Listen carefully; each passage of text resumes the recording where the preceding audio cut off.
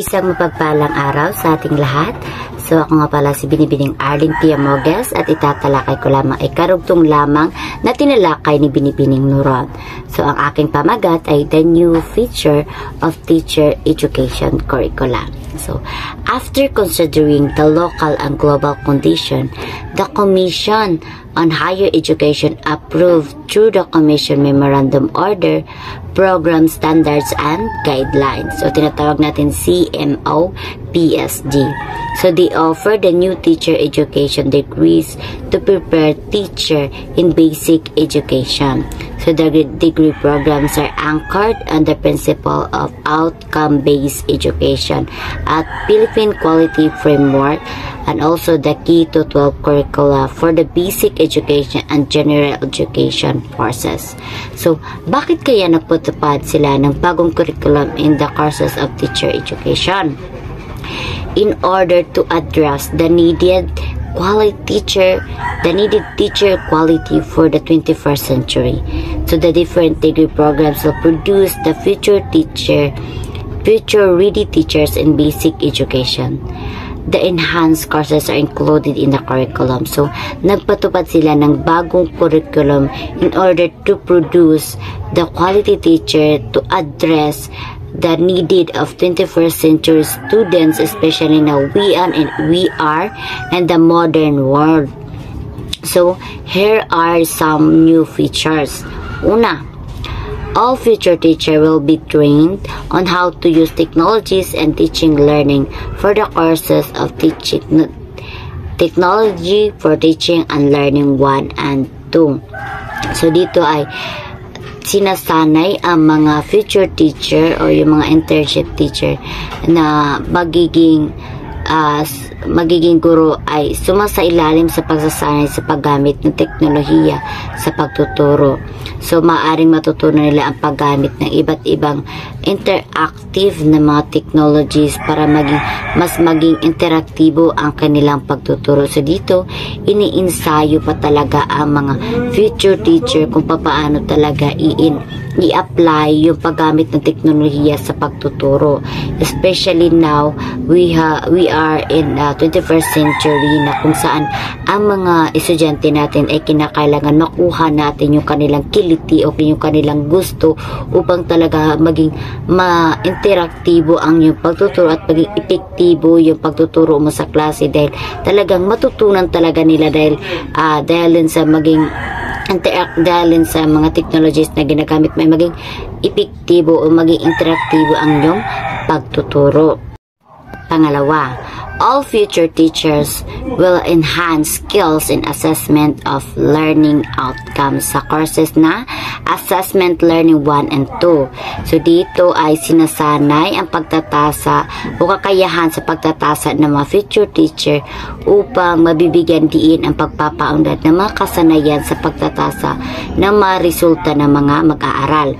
So dito ay matututo ang mga future teachers sa iba't ibang estratehiya sa pagtatasa tulad ng formative assessment, summative assessment at saka authentic assessment upang masuri ang pag-unlad ng mga mag-aaral at mapabuti pa talaga ang kanilang kakayahan.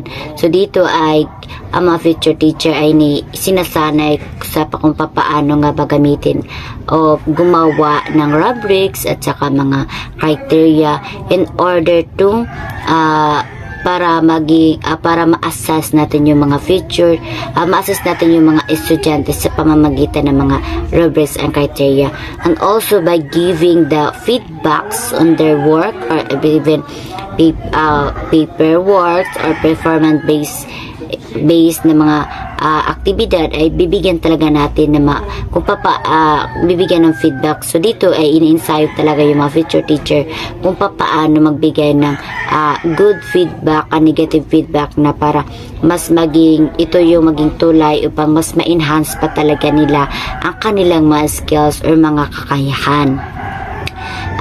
Experiential learning courses will be more focused on the application of theory to practice and varied contexts. For the courses of Field Study 1 and 2 and Teaching Internship. So dito diba, ina-apply na talaga yung mga future teacher in real life na kung saan ay pinapapunta ang mga future teacher or yung mga future teacher sa paaralan at kung saan ay dito iniinsayo sila o tinuturuan sila ng kanilang mentor o yung kanilang subject teacher na kanilang patutunguhan doon at pinapa-observe ang mga future teacher kung ano nga ba talaga ang mangyayari sa totoong buhay, sa totoong pagtuturo talaga. Nang sa gayon is magaling ma-enhance pa talaga yung kakayahan ng mga future teacher sa pamamagitan ng pagbibigay ng advice ng mentor at saka pag-oobserbahan nila. Pang-apat, there are 2 degree programs that prepare teacher to teach both at elementary and secondary levels. So dito ay degree Bachelor of Physical Education or BPED and Bachelor of Technical Vocational Education. So dito ay iniinsayo ang mga future teacher na maaari silang magturo sa high school at saka sa elementarya. So at pang-anim, 2 straight degree programs which were formerly the specialization in BEd before are offered now to prepare teachers who will teach the early childhood education and special education. So dito diba ay noon ay BEd lang yung courses. So ngayon nag-offer sila ng another na kung saan ay kabarang ng BSED o Bachelor of Early Childhood Education na kung saan ay nakafocus sila sa mga young ones. And all other original courses will be enhanced gamit lamang sa new curriculum na ito. Ngayon, dadako naman tayo sa Commission Memorandum Order Series of 2017. So, ito yung mga memorandum na kanilang ipanatupad sa new curriculum. So, una, Commission Memorandum Number 74 Series of 2017, yung BEd o tinatawag natin Bachelor of Elementary Education. Ito ang pangunahing kurso para sa mga gustong maging guro sa elementarya o grades 1 to 6. Ang magtatapos sa BEd ay maaaring magturo ng mathematics, science, Filipino at iba pang asignatura na sa elementarya pa lamang. Pangalawa, Commission Memorandum Number 75 Series of 2017 o BSED o Bachelor of Secondary Education. So ito yung mga courses na pwede ka magturo sa high school, grade 7 to 12, may iba't ibang major gaya ng social studies, English, mathematics, science, Filipino at values education. Halimbawa, ang isang nagtapos sa basic and major in mathematics ay maaaring magturo sa math sa high school at pwede rin advantage ng BSED ay pwede rin magturo sa elementarya kasi pareho lang yung subject na pwede lang turuan pero depende lang sa major. Pangatlo, Commission Memorandum Number 76 Series of 2017 o tinatawag natin BSED or Bachelor of Early Childhood Education para naman sa mga gusto magturo ng batang may edad na 3 hanggang 6 na taon o tinatawag natin preschool. Pwede ito ang courses na ito. So, ang nagtapos sa BSED ay maaaring magtrabaho sa isang daycare center o kaya sa kindergarten. So, maaari rin silang magturo sa ibang lugar at malaki ang sweldo kung sila ay magtuturo sa ibang lugar. Magtuturo ng kindergarten lamang. At pang-apat, Commission Memorandum Number 77 7, Series of 2017, or BS in BSNED, or Bachelor of Special Needs Education. So, para sa mga gustong magturo ng mga batang may special needs, halimbawa, ang isang nagtapos sa kursong ito ay maaaring magturo ng mga batang may autism, intellectual disability, at iba pang kapansanan. Lalong-lalo na ngayon na we have inclusive education. So, yung mga gurong nagtapos nito ay maaaring magturo ng mga batang may special needs. At Commission Memorandum number 78, series of 9. Listen. At Commission Memorandum number 78, series of 2017, or BTLED, of Bachelor of Technology and Livelihood Education, para sa mga gustong magturo ng mga technical, vocational na asignatura. So dito, di ba, ang tinuturo dito ay TLE, na kung saan maaring magturo ang guro ng nakapagtapos dito ng carpentry, computer programming, at iba pang vocational skills gaya ng handicraft, garments, at yung agriculture. At dito naman sa Commission Memorandum number 79, series of 2017, or BTVTED, or Bachelor of Technical Vocational Teacher Education. So, katulad lamang ito ng kanina yung BTLD na pwede rin magturo ng TLE. Ngunit mas nakatuon sa pagiging guro. So, dito naman tayo sa Commission Memorandum number 80, series of 2017, o tinatawag natin BPED, or Bachelor of Physical Education, para sa mga gustong maging guro sa physical education. Halimbawa, ang isang nagtapos sa BPED ay maaaring magturo ng sports, physical activities sa elementarya at sa sekundarya, kasi meron tayong MAPE sa sekundarya at sa elementarya.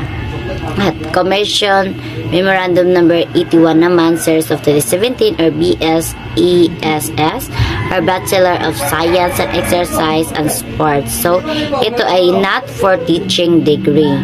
Ang kurso sa science na may kinalaman sa exercise, sports, ngunit hindi para sa pagtuturo. So, ang nagtatapos nito ay maaring makakuha ang trabaho sa trainer or kaya mga coach, pero hindi sila para sa mga teaching, kaya ng mga magturo talaga sa asignaturang math, science, MAPE. Pero ang nakapagtapos nito ay maaari sila magturo sa PE, ngunit kinakailangan pa nila mag-earn ng units, kasi ang kursong ito ay hindi equal sa unit ng pagiging guro talaga. At ang Commission Memorandum Order number 82, series of 2017, or BCAED, or Bachelor of Culture and Arts Education, para sa mga gustong magturo ng sining at kultura.